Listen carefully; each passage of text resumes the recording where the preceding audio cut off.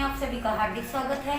और कुरुक्षेत्र भूमि न्यूज़ की टीम आज पहुंची है Kilkari child care hospital sector 5 opposite HDFC bank Pipli road Kurukshetra में। और आज हमारे साथ लाइव और खास मुलाकात में है डॉक्टर तनुज अग्रवाल जी। आइए सर से लाइव मुलाकात करके जानकारी लेते हैं। सर ने अपनी डिग्रीज जो ली डिग्रीज लेने के बाद सर किस तरह से अपने क्षेत्र में, जैसे कि सर MD पेडिस्ट्रिक है, तो कब से सर इस क्षेत्र में अपनी बेहतरीन सेवाएं दे रहे हैं, किस तरह से बच्चों का इलाज कर रहे हैं, सर के हॉस्पिटल में किस तरह की फैसिलिटीज़ अवेलेबल है जिनसे कि जो पेरेंट्स होते हैं अपने बच्चों का अच्छे से अच्छा ट्रीटमेंट यहाँ पर ले पाते हैं। आइए सर से लाइव मुलाकात करके जानकारी लेते हैं अधिक पहलुओं पर। मैं डॉक्टर तनुज अग्रवाल, किलकारी चाइल्ड केयर, यहाँ पे हम 2014 से हैं। इससे पहले मैं लोक नारायण प्रकाश हॉस्पिटल में था, जहाँ पे मैंने 5 साल अपनी सेवाएं दी। उससे पहले मैंने PGI चंडीगढ़, DMC लुधियाना, मौलाना मेडिकल कॉलेज अम्बाला में भी काम किया है। तो हम 2014 से यहाँ पे मैंने अपना नर्सिंग होम बनाया है। यहाँ पे हम नवजात शिशु को भी बेहतरीन सुविधाएं दे रहे हैं, जैसे कि जो टाइम से पहले बच्चे हो जाते हैं प्री टर्म बेबीज़, और जो बच्चों को पीलिया हो जाता है, कई बार खून बदलना पड़ता है, इस यहाँ पे वेंटिलेटर की सुविधाएं, सांस में दिक्कत होती है बच्चों में तो उनको वेंटिलेटर या बबल CPAP की जरूरत पड़ती है। तो हमारे पास जो है नवजात शिशु की सारी सुविधाएं उपलब्ध हैं। और हमने प्री टर्म बच्चे जो 6 साढ़े 6 महीने वाले 28 हफ्तों पे 29 हफ्तों पे ऐसे बच्चों को भी बचाया है। और कुछ पेशेंट्स जो ऐसे हैं जो बाहर चंडीगढ़ PGI में उनको बेड नहीं मिल पाता या वेंटिलेटर नहीं मिल पाता, वहाँ से रेफ़र होकर आ जाते हैं, तो ऐसे बच्चों को भी हम रखते हैं। इसके अलावा नर्सरी के अलावा हमारे पास general ward, emergency ward, private rooms, ये सारी सुविधाएं हैं।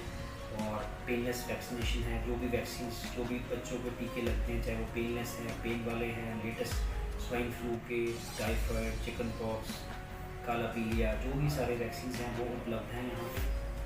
अब कोविड के टाइम हमने काफ़ी यहाँ पे चेंजेस करे हैं, जैसे कि जो भी कोई पेशेंट आता है उसको मास्क के लिए कहते हैं, सैनिटाइजर्स वगैरह हाथ करवाते हैं, उसके बाद ही उसको एंट्री देते हैं। उसके अलावा नियमित रूप पे हम यहाँ पे क्लीनिंग और सब मॉपिंग करते हैं ताकि कोई इसका संक्रमण ना हो कोविड के वायरस का। जानना चाहेंगे सर कितने बेडेड हॉस्पिटल है, और आपने काफ़ी अच्छी चीज़ें बताई कि क्या क्या यहाँ पर फैसिलिटीज़ अवेलेबल है, तो प्लीज़ इसके बारे में बताएं। ये है 20 बेडेड हॉस्पिटल है, जिसमें कि 8 बेड हमारे पास न्यूबॉर्न बेबीज़ के हैं, जो लेवल 3 निको है, जिसमें कि ventilator, bubble CPAP, phototherapy, infusion pumps, x-ray machines और सारी सुविधाएं, 24 घंटे लैब की सुविधा है। उसके अलावा हमारे पास प्राइवेट रूम्स, 3 प्राइवेट रूम्स हैं, जनरल वार्ड हैं और एमरजेंसी वार्ड है। ये भी बहुत अच्छी सर आपने जानकारी दी। तो जिस तरह से सर कोविड 2020 में आए, इसमें इसका वैक्सीन भी आ चुका है, लेकिन लोग इसके लिए लापरवाह हो गए हैं, तो आप हमारे चैनल के माध्यम से क्या जन संदेश देना चाहेंगे, लोगों से क्या अपील करना चाहेंगे कि वो किस तरह से इससे एहतियात बरतें और सुरक्षित रहें? देखो, कोविड वैक्सीन के बारे में मैं ये कहना चाहूँगा कि जब वैक्सीन अवेलेबल नहीं थी तो सब लोगों के मन में डर था, सब पूछते थे कि वैक्सीन कब आएगी, और अब वैक्सीन उपलब्ध है तो अब लोग बोलते हैं वैक्सीन सेफ़ है या नहीं है। देखो, वैक्सीनेशन के जो हम बच्चों में वैक्सीन करते हैं उनमें भी बच्चों में फीवर आता है और वो पेन आता है, स्वेलिंग आती है, माइनर साइड इफेक्ट्स होते हैं, वो किसी भी वैक्सीन के होते हैं। तो मैं तो ये लोगों को अपील करूँगा कि मैक्सिमम सारे लोग लगवाएं वैक्सीन, क्योंकि नेक्स्ट मंथ से हो सकता है ये वैक्सीन अलग से उपलब्ध हो ऑन डिमांड, मतलब हम हर बच्चे को, हर जनवासी को लगा सकते हैं। जैसे गवर्नमेंट ने क्या किया, सबसे पहले हाई रिस्क बच्चों को, हाई रिस्क पेशेंट्स को लगाया, जैसे डॉक्टर्स हैं जो कि बच्चे देखते हैं, फ्रंट लाइन वॉरियर्स हैं। उसके बाद उन्होंने 60+ जिनमें कि कोमॉर्बिडिटीज़ हैं, जिनमें कि ये खतरा कॉम्प्लिकेशंस का रिस्क ज़्यादा रहता है। उसके बाद अब गवर्नमेंट 1 अप्रैल से 45+ को भी ये वैक्सीन लगवाएगी। तो गवर्नमेंट का बेसिकली एम ये है कि आस्ता आस्ता धीरे धीरे सारी पूरी ही पॉपुलेशन को ये वैक्सीन लग जाए। तो वैक्सीन काफ़ी सेफ है, लोग काफ़ी डर रहे हैं कि वैक्सीन से ये साइड इफेक्ट है, वो साइड इफेक्ट है, इससे लगवाना नहीं चाहते। अब मैंने खुद दोनों वैक्सीन लगवाई हैं और मेरे को कोई ऐसा नहीं हुआ, जस्ट माइल्ड पेन क्या हो, तो देखो किसी भी वैक्सीन को भी इंजेक्शन लगेगा आपको माइल्ड पेन एट इंजेक्शन से होगा ही होगा। तो मैं सबको यही अपील करूँगा कि वैक्सीन लगवाएं और सबको कहें कि वैक्सीन लगाएं, और वैक्सीन लगवाने के साथ साथ जो है मास्क पहनना, सोशल डिस्टेंसिंग रखना, इन चीज़ों का ध्यान रखें। ये नहीं कि वैक्सीन लग गई तो हम सब चीज़ें ये भूल जाएँ। इन चीज़ों को हमें फॉलो करना ही करना है, क्योंकि ये वायरस कहीं जाने वाला नहीं है। 2-3 साल 3 साल 4 साल तो रहेगा ये। और अब वैक्सीन का फ़ायदा ये है कि वैक्सीन से जो मॉर्बिडिटीज़ हो रही है, जो मोर्टेलिटीज़ हो रही हैं, सीवियर कोविड है, उनसे ये बचाता है। माइल्ड कोविड हो सकता है बट सीवियर कोविड नहीं होगा, मोर्टेलिटी नहीं होगी। तो मैं सबको ये अपील करूँगा कि वैक्सीन लगवाएं, जितने भी अपने रिलेशंस में हैं, अपने नज़दीकी संबंधी हैं, और उनको भी प्रेरित करें कि ये वैक्सीन लगवाएं। जी। तो सर आजकल हम देखते हैं जैसे लोग बड़े अवेयर हैं अपनी हेल्थ को लेके। जिस तरह पहले जो बर्थ रेट होता था, मतलब डेथ रेट जो होता था वो डे बाय डे इंक्रीज होता था, लेकिन आजकल मॉडर्न टेक्नोलॉजी बहुत आ गई है, हर तरह की सुविधाओं से लैस है। जिस तरह आपका हॉस्पिटल तो वैसे भी हर सुविधाओं से लैस है।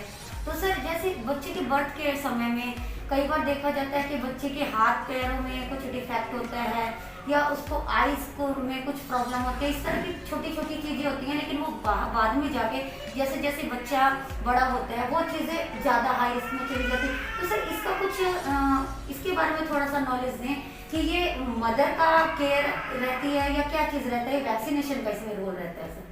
देखो, इसमें जो डिफेक्ट्स हैं ना, बर्थ डिफेक्ट्स, पहले तो जब बच्चा माँ के पेट में होता है लेवल 3 अल्ट्रासाउंड होता है, जिससे कि मेजर डिफेक्ट्स पता चल जाते हैं जी।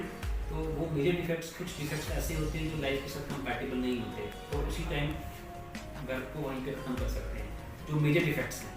बाकी जो माइनर डिफेक्ट्स हैं, जैसे कुछ डिफेक्ट्स होते हैं न्यूरो डिफेक्ट्स, उसमें क्या है कि फॉलिक एसिड टैबलेट है, वो हम ड्यूरिंग प्रेगनेंसी या जब जो एक्सपेक्टेंट मदर्स हैं, जो हमें पता है कि लाइकली टू बी प्रेग्नेंट हैं, उनको हम फॉलिक एसिड टैबलेट दे सकते हैं। इसकी इम्पोर्टेंस क्या है, प्लीज इसके बारे में थोड़ा सा इसमें इम्पोर्टेंट है कि न्यूरोट्यूब डिफेक्ट्स को प्रिवेंशन के लिए हम फॉलिक एसिड टैबलेट देनी चाहिए। All the mothers, all the newly married couples, या जो all the girls in pre pubertal age group, उससे हम मेजर डिफेक्ट्स जो जैसे ब्रेन में पानी, हाइड्रोकेफलस हो गया, स्पाइना बाइफिडा, रीढ़ की हड्डी में डिफेक्ट है, उस चीज़ को रोक सकते हैं। बाकी कुछ माइनर डिफेक्ट्स हैं जैसे क्लेफ्ट लिप, क्लेफ्ट पैलेट, कोई जैसे आपने बताया कि लिम्स की डिफॉर्मिटीज़ हैं। देखो, वो डिफेक्ट्स कुछ कंजेंटल होते हैं, कुछ हम रोक सकते हैं, कुछ नहीं रोक सकते, कुछ का कोई समाधान नहीं। वो जेनेटिक डिफेक्ट्स हैं, क्रोमोसोमल एब्नॉर्मैलिटीज़ हैं, उनको हम डिटेक्ट कर सकते हैं जल्दी से जल्दी। जैसे डाउन सिंड्रोम है, अगर मदर की एज 40+ है तो चांसेस बढ़ जाते हैं। डाउन सिंड्रोम का कोई इलाज नहीं है, बच्चा मंदबुद्धि होता है, उतना उसका IQ लेवल कम होगा, इन्फेक्शन ज़्यादा होंगी, हेयरिंग डिफेक्ट्स होंगे। तो कुछ जो जेनेटिक डिफेक्ट्स हैं उनको नहीं रोक सकते। मेनली तो न्यूरोट्यूब डिफेक्ट्स है जिनको हम फॉलिक एसिड के माध्यम से प्रिवेंट कर सकते हैं और टाइमली इनका पता चल सकता है। कुछ कार्डियक डिफेक्ट्स हैं, जैसे कार्डियक डिफेक्ट्स हमें आजकल फीटल इको भी अवेलेबल है, जो बच्चे की इको हम जन्म के बाद करते हैं, वो जन्म से पहले फीटल इको से पता कर सकते हैं। तो उसमें क्या है कि अगर हमें टाइम पता होगा, बर्थ के टाइम हम उसको केयर दे सकते हैं, अर्ली रेफरल, ताकि उसका जो भी है सर्जिकल प्रोसीजर होना है वो भी टाइमली हो जाए। ऐसा ना हो कि हमें तब पता चले जब काफ़ी लेट हो जाए, ऑलरेडी बच्चा फेलियर में चला गया, उसकी ग्रोथ नहीं हो रही है, तब वो जो सर्जरी है दैट इज वेरी रिस्की, तो टाइम पे वो चीज़ कर सकते हैं। बहुत अच्छा सर आपने हमें चैनल के माध्यम से नॉलेज दिया।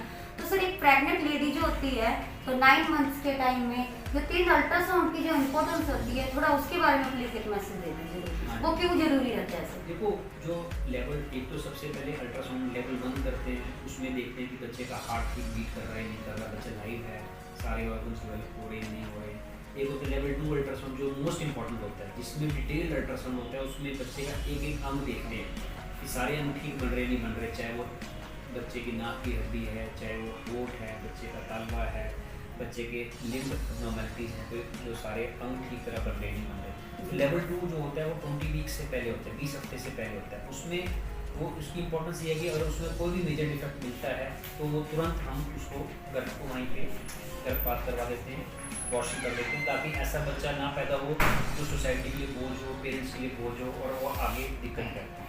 और थर्ड अल्ट्रासाउंड जो बाद में अल्ट्रासाउंड करते हैं, वो यूजली हम देखते हैं कि बच्चे की ग्रोथ ठीक है, बच्चे की पोजीशन ठीक है, बच्चा ब्रीड से नहीं कि वो बच्चा उल्टा पैदा होता है, तो हमें पता है कि वो बच्चा नॉर्मली शायद आने में दिक्कत करे, ऑपरेशन करना पड़े, सिजेरियन करना पड़े।